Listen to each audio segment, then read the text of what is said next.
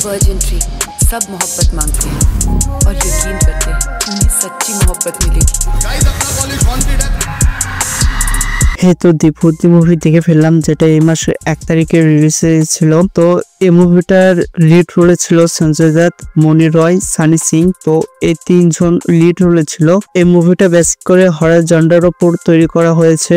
এই মুভিতে comedy plus horror দেখানো হয়েছে। তবে এই মুভিটা দেখে আমার বেশি একটা হরর বলে মনে হলো না, কিন্তু কমেডি এখানে বেশ ভালোই পরিমাণ আছে। এখানে লিড রোল বাদ দিয়ে আমাকে তোতলা ক্যারেক্টার একটা অভিনয় প্লে করেছে, তার অভিনয়টা আমার সবথেকে বেশি ভালো লেগেছে। তো চলো এই মুভিটার কাহিনী নিয়ে কথা বলি। তো এই মুভিটার কাহিনী বেসিক্যালি একটি কলেজের গাছ, যার নাম ভার্জিন ট্রি। তো এই গাছটা নিয়ে করা হয়েছে। এই ছবিতে দেখানো হয়েছে যে এটার পাস্টের কাহিনী। একটা মেয়ে ছিল যে একটা ছেলেকে প্রচন্ড পরিমাণ ভালোবাসতো, কিন্তু পরে গিয়ে সে ছেলেটা তাকে কোনো একটা বিষয়ে ধোকা দেয়। তো এখান থেকে সে এটা মেনে নিতে পারেনি। পরে ওই ছেলেরা মিলেই ওই মেয়েটাকে মেরে ফেল দেয় ওই ভার্জিন ট্রির কাছে। তো তখন থেকে তার আত্মাটা ওখানে থেকে যায়। তো এই কাহিনীর উপরে বেসিক করে মুভিটা তৈরি করা হয়েছে। যদি এক কথায় বলি, এই মুভিটা আমাকে এভারেজ লেগেছে সত্য করে বলতে। এই মুভিটা যদি তোমরা দেখতে চাও তাহলে অবশ্যই আমার মতে তোমাদের শুধু সময়টা নষ্ট হবে। তোমরা এই মুভিতে নতুন কিছুই পাবা না।